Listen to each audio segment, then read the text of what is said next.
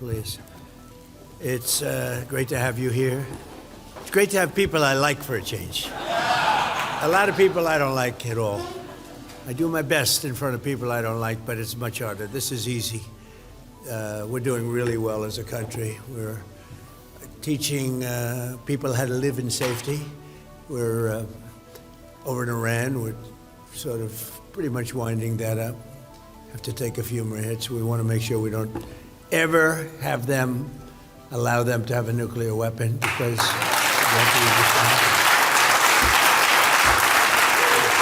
they'll use it, and you see how serious they were with the conventional ballistic missiles. They have thousands of them. We've blown most of them up. You notice every week it gets a little less at us and at our allies. We've had some very good allies over there. We've had some very bad allies in NATO. I hope you're all watching that, Scott, because we had some asks, and we spend trillions of dollars on NATO, and when we need them, which we never do, we didn't need them here either.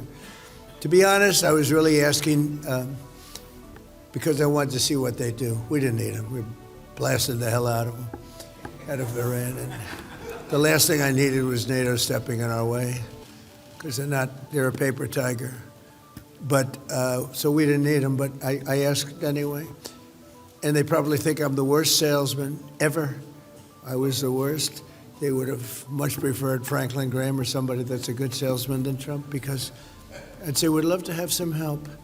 Oh, President, I'm not sure that we can. Oh, that's okay. You don't want to do it?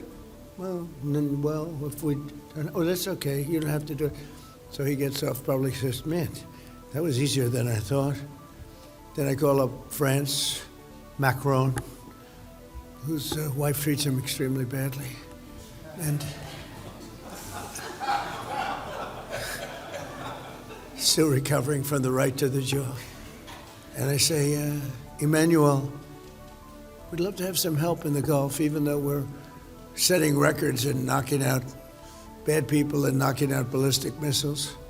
We'd love to have some help. If you could you please send ships immediately? No. We cannot do that, Donald. We can do that after the war is won. I said, no, I don't need after the war is won, Emmanuel. Many of them said, we'll be there after the war is completed. And so I learned about NATO. NATO won't be there if we ever have the big one. You know what I mean by the big one. We ever have the big one, hopefully we won't. Relationship's very good with the big one, better than with NATO. But they won't be there. And we spend billions. We didn't have to go into Ukraine. Ukraine's thousands of miles away across the ocean. We helped them. We had a president who's a stupid individual. Gave him $350 billion, got nothing for it. Gave him so much money, used so much ammunition. We're making ammunition all over the place because we need it, because he gave so much away to Ukraine. Got nothing for it. And I sell them ammunition. The European Union pays for it. What the hell, they have to do something, right? So they're good for paying for it.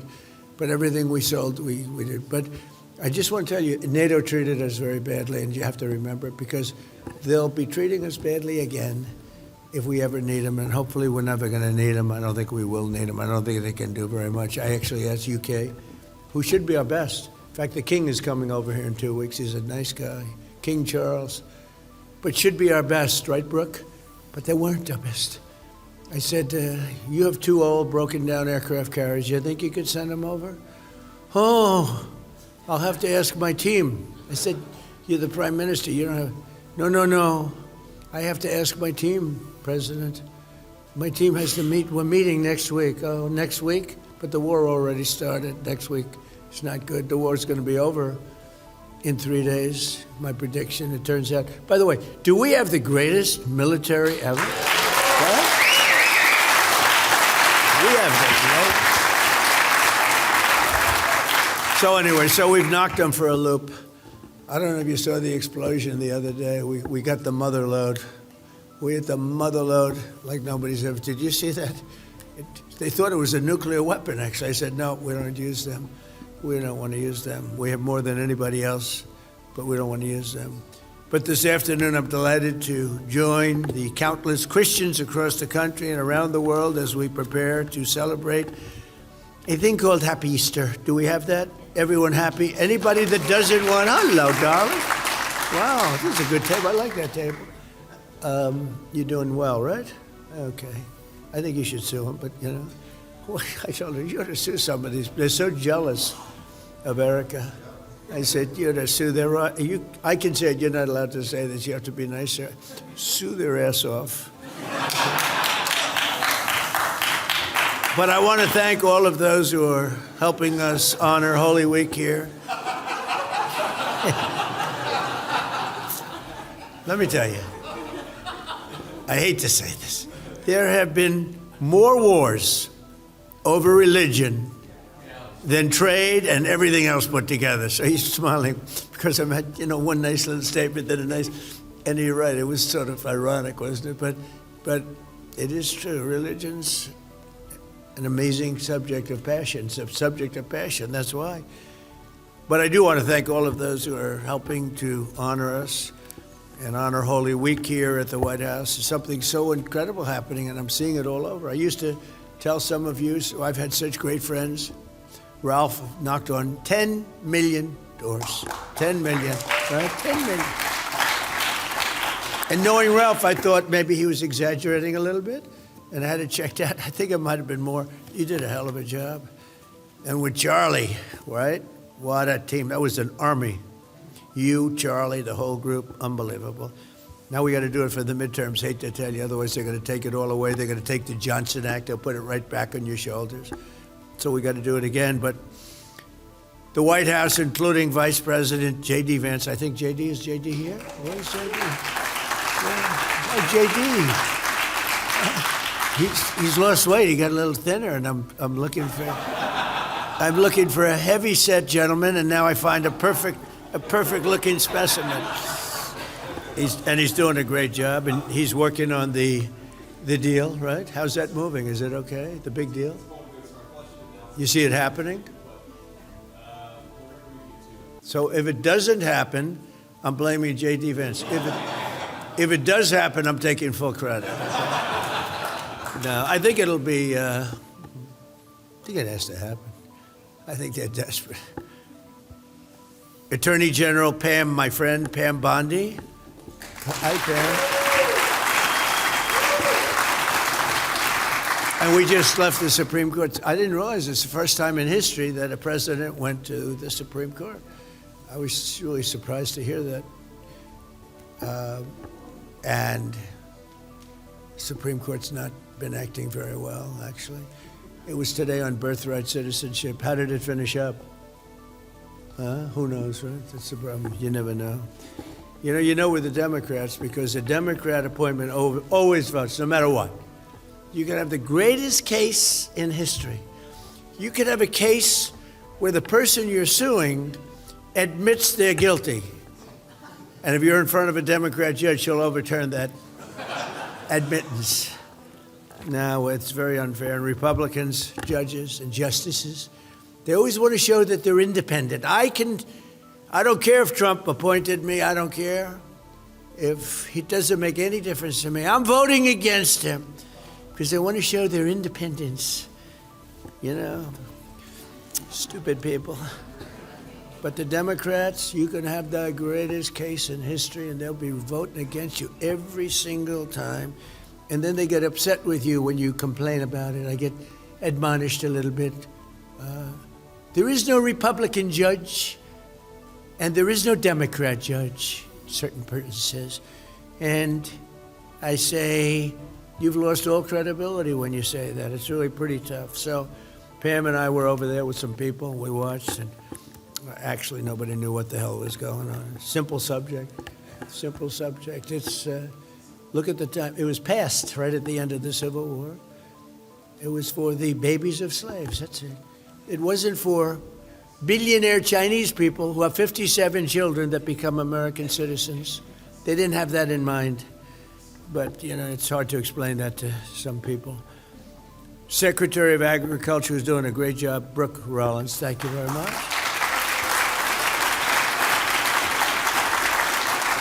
Secretary of Homeland Security, Mark Wayne Mullen, just came onto the thing.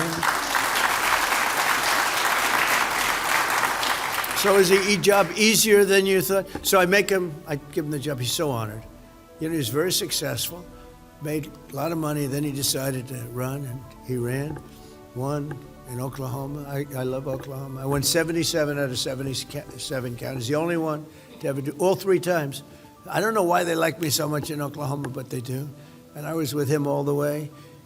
And I offered him this job, and he said, such a great honor. I didn't tell him what was going on, though. I didn't tell him that not only did you have a strike, and at the same time, you have the Democrats refusing to pay anybody, right? I said, welcome aboard. Oh, and here's your first assignment. So he said, would you like to have had that decision to make? No, think of it. Somebody leaves a senatorship where he could be there for many, many years, a great position, and he leaves it to take a 3-year job of turmoil because it's good for the country, right? And you're going to do great. And so far, you've done great. He's gone in there, and he's really, I think we're pretty well worked out on that situation that we're working on, which will be, if we can do that, it'll be great. But we're fighting people that vote against us 100%. Like, you never get, every once in a while, you get Fetterman. They vote against us 100%. And, you know, when I see Franklin Graham over here, I was going to say something really. I was going to use a filthy, dirty, horrible word. But he wrote me a letter. Became quite a famous letter. And he said, President, he watched me make a speech, and it was great. 40, 50,000 people. He said, it's like Billy Graham. No, I'm not as good as Billy Graham. Nobody's Billy Graham. But I made a good speech. But he wrote me a letter, and I thought it would be a letter that, oh, what a job you did. That was unbelievable. Because, President, please, I love your speaking, I love your stories, but you'll use foul language. And if you didn't use bad words, very bad words, your speeches would be even better. And I sort of said, ooh, that's not what I expected, Jenny. But I never forgot it. And I purposely watch my language, especially when he's in the room. When he's in the room, I watch my language.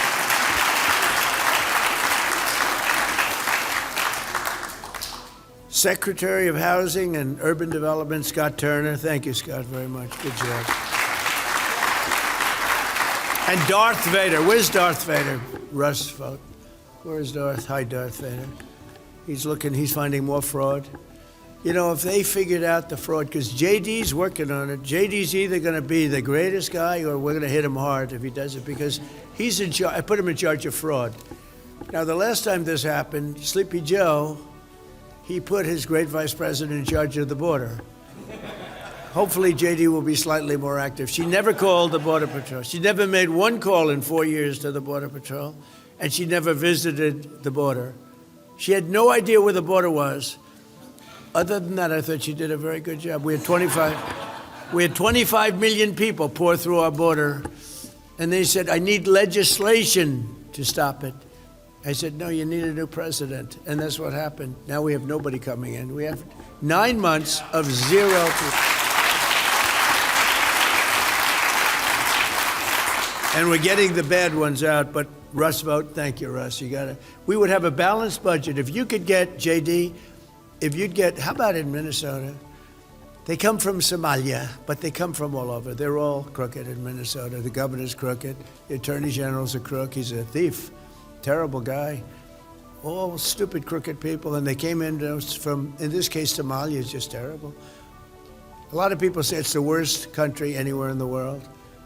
They have no money, no nothing. They have no government. They have no police. They just shoot each other all day long. It's just pure bedlam. Probably the worst, most dangerous country. We have some beauties. They go to Minnesota, and they stole $19 billion. $19 billion. And they're low IQ. Generally, I mean, I can generalize. They're low IQ people.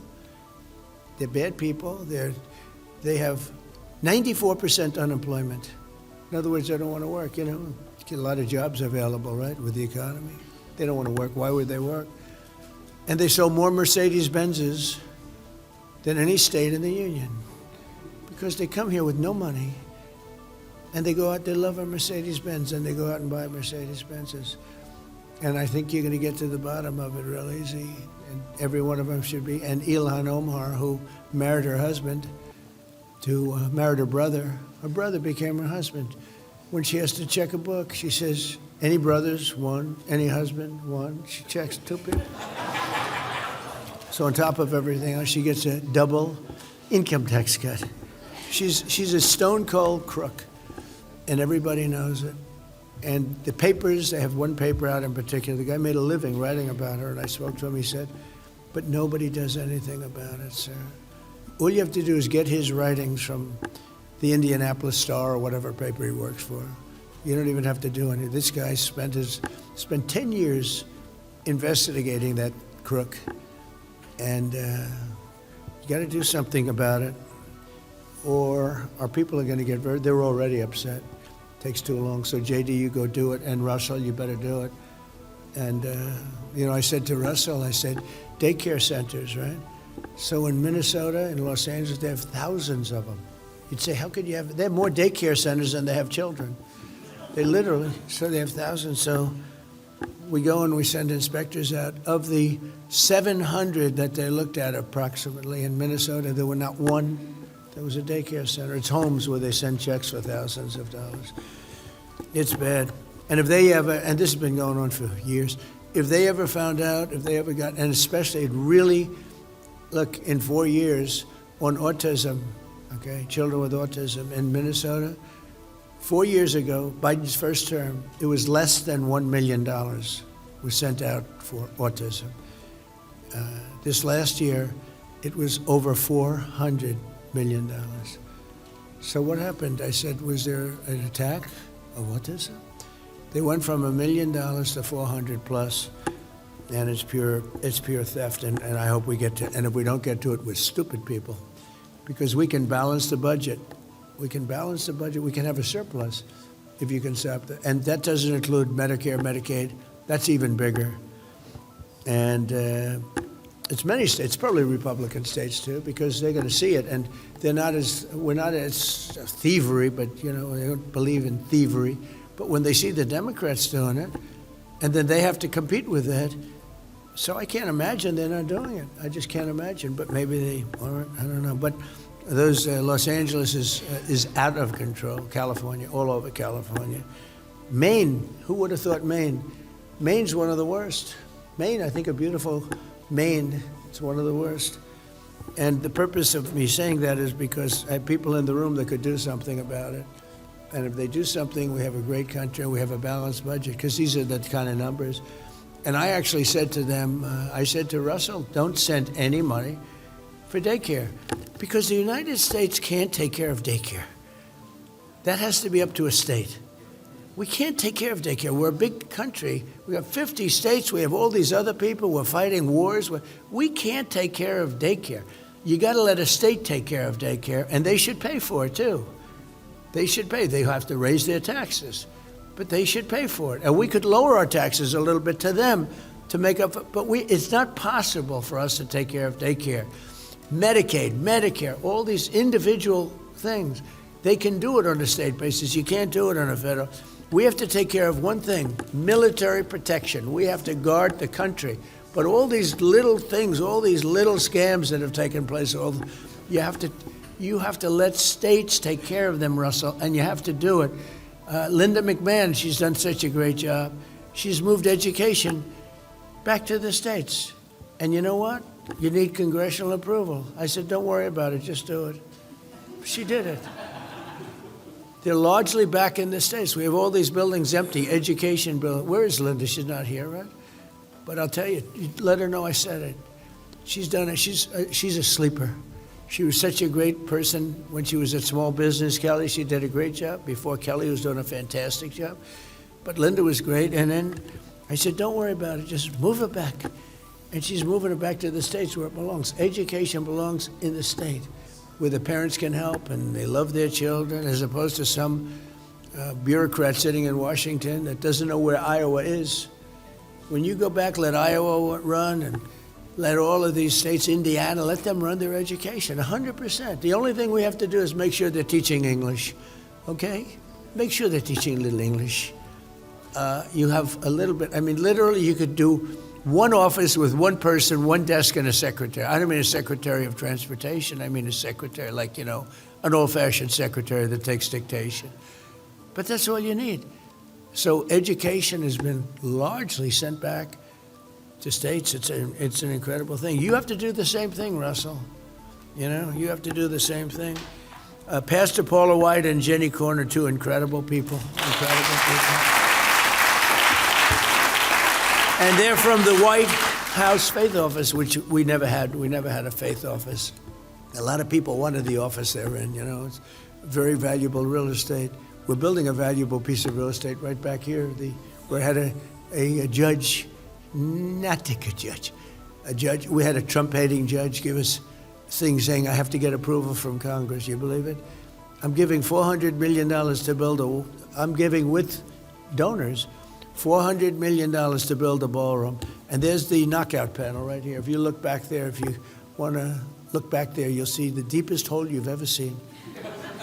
But we are under construction. We're under budget. We're ahead of schedule. And we're building a ballroom anywhere, depending on final details of the marbles we pick and everything else, anywhere from $300 to $400 million, depending on finishes. You know, we can get real expensive, beautiful finishes, or we can use Home Depot tile. It makes about $100 million. It's going to be amazing. But we had a judge that ruled that we had to go back to Congress. In the history of this building, nobody's ever gone back when they build something here. That you don't go back to Congress. But we have I have a lot of unfriendly judges. Somehow we seem to get by them, but they're not good people. We're also grateful to be joined by Reverend Franklin Graham, who's been a friend of mine for a long time. Thank you, Franklin, very much. Appreciate it. Pastor Marilyn Rivera. Pastor. Hi, Marilyn. Thank you very much. Bishop Robert Barron, who's a fantastic man. Thank you very much. And then we have all of our stalwarts here. I mean, I don't have to name them because I've been naming them now for almost 10 years, right? Long time. But I appreciate it. You guys have been here from the beginning, and we appreciate it very much. It's been amazing. During each day of Holy Week, Christians remember the events of 2,000 years ago that forever changed the world. On Palm Sunday, Jesus entered Jerusalem as crowds welcomed him with praise, honoring him as king. They call me king now. Do you believe it? No king. I'm such a king, I can't get a ballroom approved. Pretty amazing, right? I'm a king. If I was a king, we'd be doing a lot more. I'm doing a lot, but I could be doing a lot more if I was a king. Yet he had not come to take a throne, but to carry a cross, not only to reign, but to save. And Thursday, the disciples gathered with Jesus as their teacher, stood in fear as he was arrested and betrayed. He was really betrayed. We know the feeling. Many of the people in this room know the feeling. Many of the people in this room went through hell. On Good Friday, the Son of God was nailed to the cross, crucified, and he died for all of us. It was a day of darkness, but it wasn't the end. By any means, it was not the end. On Easter Sunday, the stone was rolled away and the grave was empty. Christians everywhere rejoiced, and we continue to rejoice. Easter is one of the incredible days. It was the miracle in all of history, the resurrection of Jesus Christ. It was the great miracle, I guess, right? He told his followers, I am with you always, even to the end of the age. Because of the events of Holy Week 20 centuries ago, people from every nation, language, and background can take on any difficulty, press through any trial, and endure any hardship. With Christ, not one thing can separate humanity from the powers of God's everlasting love. Across the generations, what happened on Easter has inspired his followers to love one another, to forgive, to do works of charity. and build the beautiful churches, and we have some of the most beautiful buildings in the world. To me, churches, I love great architecture, and we have some of the most beautiful churches. Christians have opened schools, ministries, and hospitals on every continent to teach care and heal those in need, and they do it with love, and they do it with great affection. It was Christian devotion that inspired 102 pilgrims to sail on the Mayflower, settle the New World, and lay the foundations for America's motto, "In God we trust," and we won't be changing that motto. You know,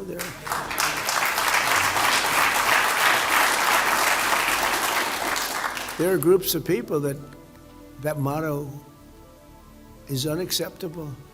We don't deal with them. We cast them aside. There's no talking to these people. They're crazy. It'll never change, ever. If anybody ever let that change, I think they wouldn't be long for the world.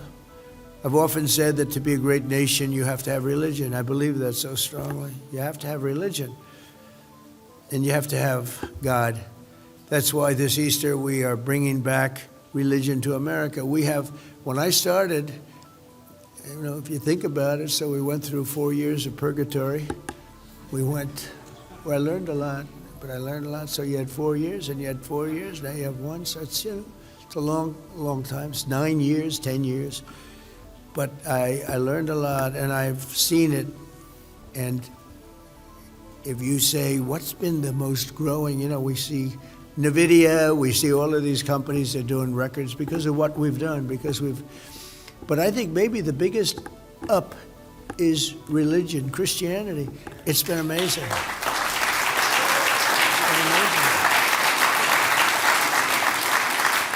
We had, when I first came, one of the first things, we will save Christmas. Because I wasn't told, I saw it all over, but department stores weren't used, they'd have the red wall, but it would never say Merry Christmas. They wouldn't say anything, or say Happy New Year, but they never talked about Christmas. And I said, we're going to bring back the word Christmas, so we did. We brought it back. That was the beginning of that, but do you remember that? They refused to say Christmas. Now, woke is gone. It's got to keep it gone.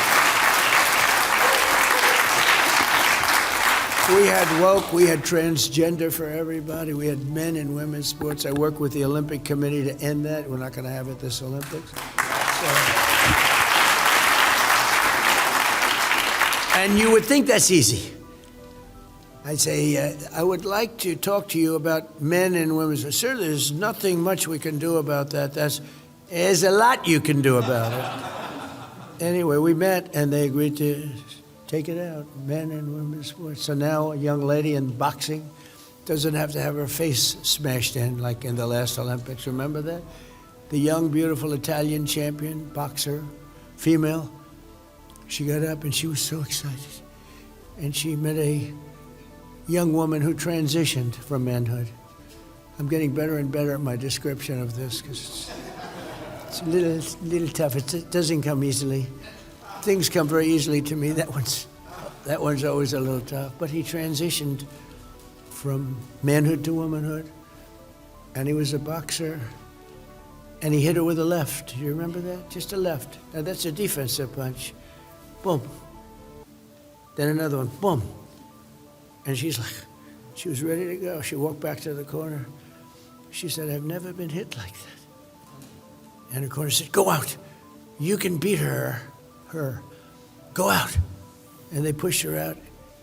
Then she got hit with another, just a jab. And she said, I quit.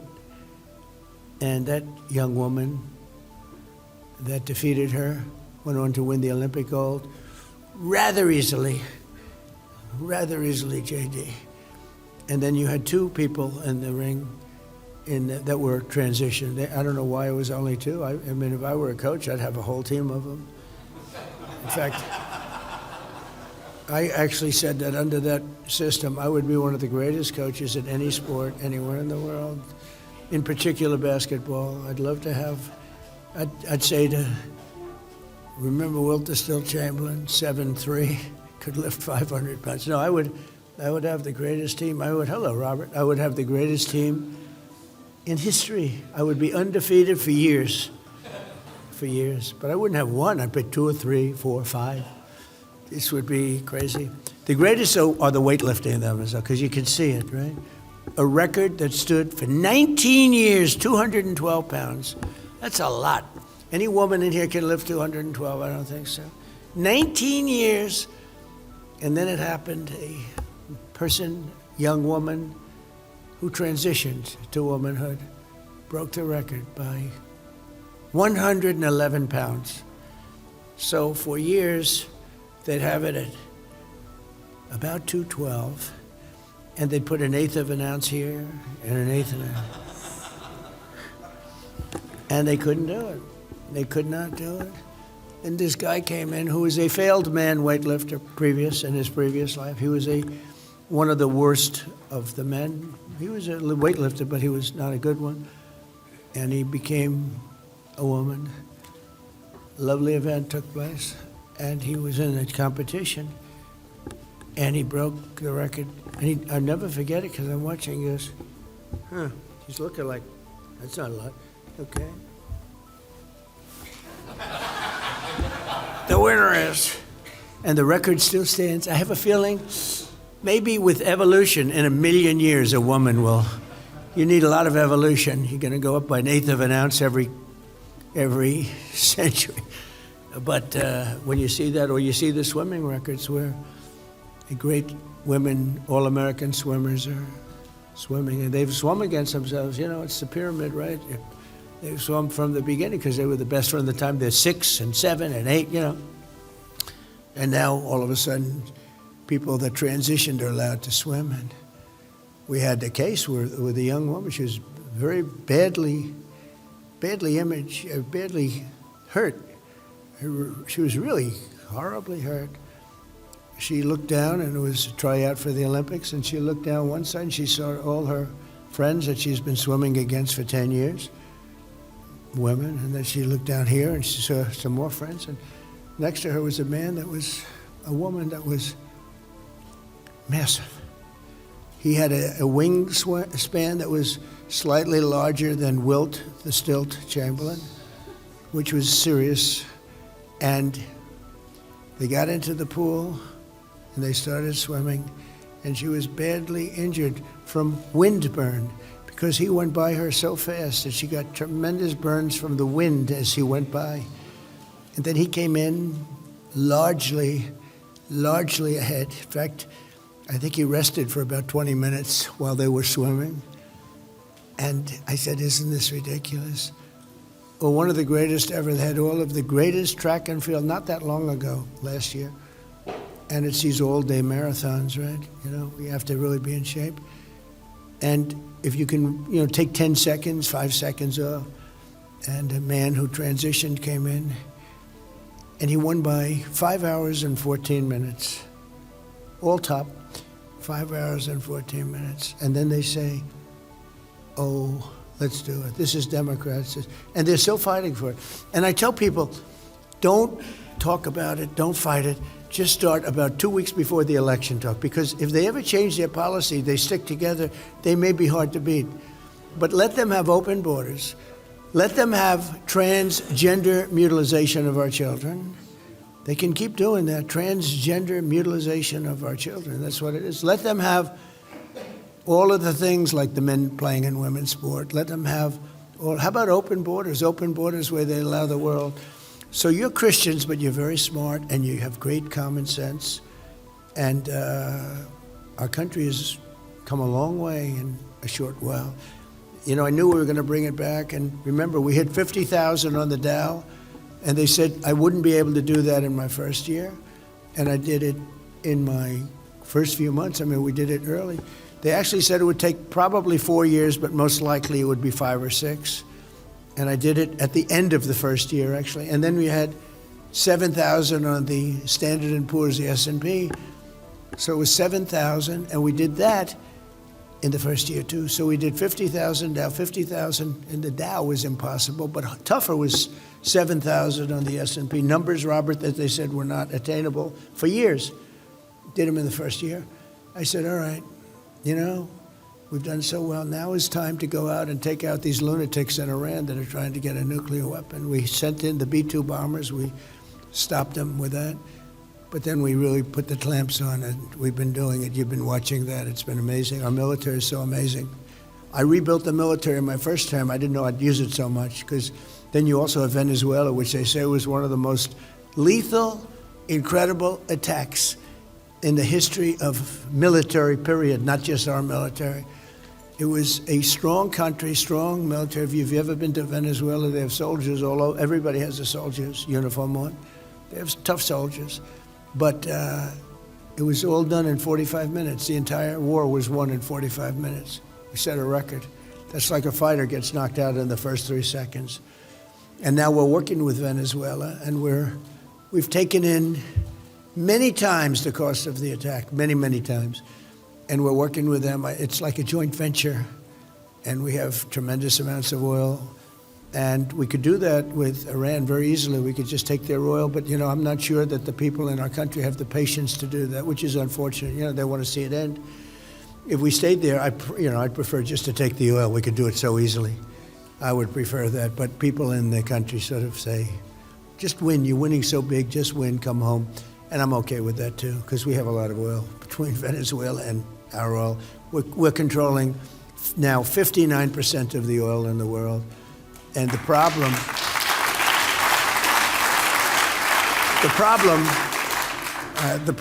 that we have is we really don't need any more oil. It'd be nice to take it, but we don't need it. And we say to Europe and all these countries that do, China gets 90% of its oil from the Strait of Hormuz, and they should be policing their own strait. We shouldn't be policing it for them. We have been for years. And we're getting ready to get out of there.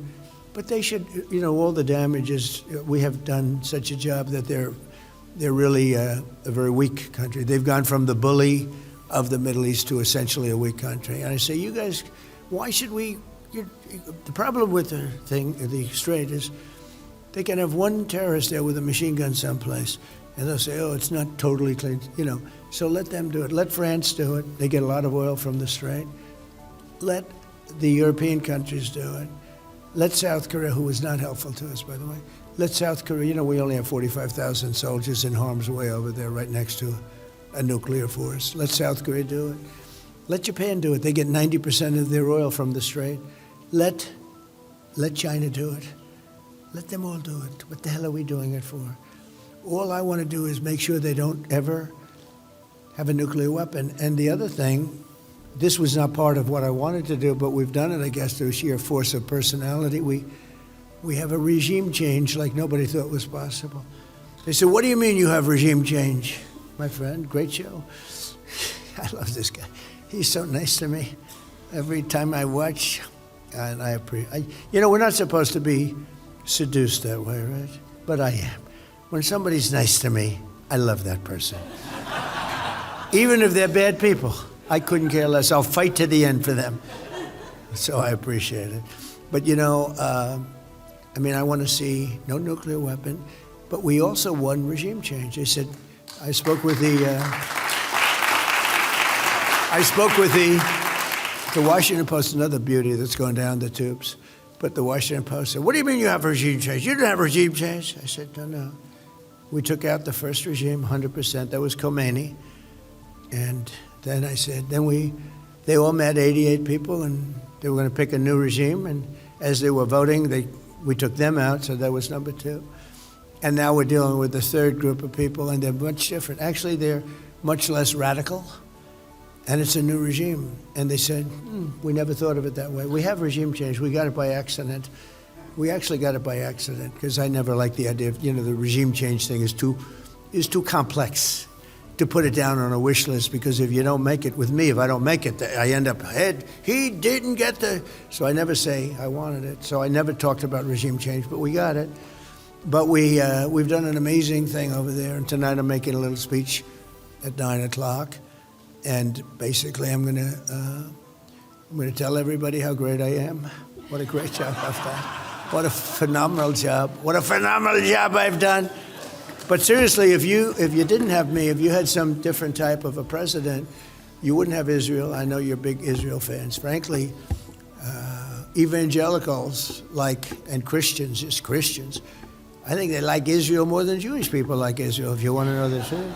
It's really true. I get so many coming up, and I don't know when that started. It did start not thousands of years ago, I can tell you. It started, but the love for Israel is great. You wouldn't have Israel, and you wouldn't have the Middle East either. You would not have. You would have had a nuclear weapon. It started by taking out Soleimani.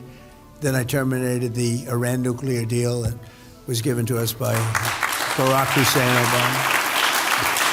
And then the B-2 bombers, so that stopped it. And then the B-2 bombers, when I came back, I had a 4-year sabbatical. And then I came back, and we had this unbelievable attack. But we had the B-2 bombers. They really stopped it. If we didn't hit them with those B-2s, and that was a total obliteration, if we didn't hit them with the B-2s, you would have had a nuclear weapon. And the only question whether or not they would have used it in the first hour or the first day. But they would have used it, and the Middle East would have been gone. So Bible sales are now at the highest number in many decades. Did you know that? It just came out. And church attendance, you know this, among young people nearly doubled compared to 5 years ago, just 5 years ago. And this Easter, many churches are seeing their largest number of conversions in a generation, largest they've seen in many, many years. And much of it has to do with a very good friend of mine, a person that he loves so much is sitting right here. Charlie Kirk loved that woman right there. And he was so great, you know? He was so great. You know, I have people turn on me a lot. You do too. We all have people that turn. I think a really big turn would be Erica. If Erica said, I'm not with Trump anymore. That would be a big turn, but I don't expect it. Turning point, but I don't expect it. I love that whole group. And the kids are good, right? Are they? Yeah. But she's doing a good job. Gets treated unfairly, but we're all treated. Yeah, we're all treated unfairly. They closed up your churches. You had people that had their services outside during COVID, spread 15 and 20 feet apart, and they were arrested by lunatics, you know, so one of those things. But we are very thankful for Charlie and Erica. We're very thankful for, I think, to me, I'm just looking and I know almost most of you, and we're very thankful to the people in this room. And May 17th, I'm inviting every American to the National Mall for a day of prayer, praise, and thanksgiving. And as we approach America's 250th anniversary, it's going to be something really special. We have the Olympics. Think of it. We have the Olympics, and we have the World Cup, and we have 250. I tried to take credit for all three of them, and it worked with the Olympics and the World Cup, but they didn't give me credit for 250. They said, you had nothing to do with 250. So I said, all right. But we're going to gather and rededicate ourselves as one nation under God. It's going to be, I think it's going to be great. And in that final spirit of prayer, I'd now like to ask Pastor Paula White, Reverend Franklin Graham, Pastor Marilyn Rivera, and Bishop Robert Barron to lead us in prayer during this Easter season. Thank you very much. And Robert, I think you can come up too, if you don't mind. Come on up. Come on up. Come on up, you two. Come on up. Come. We have some great people in this room, and we're leaving a few out, but it's only because we don't see you.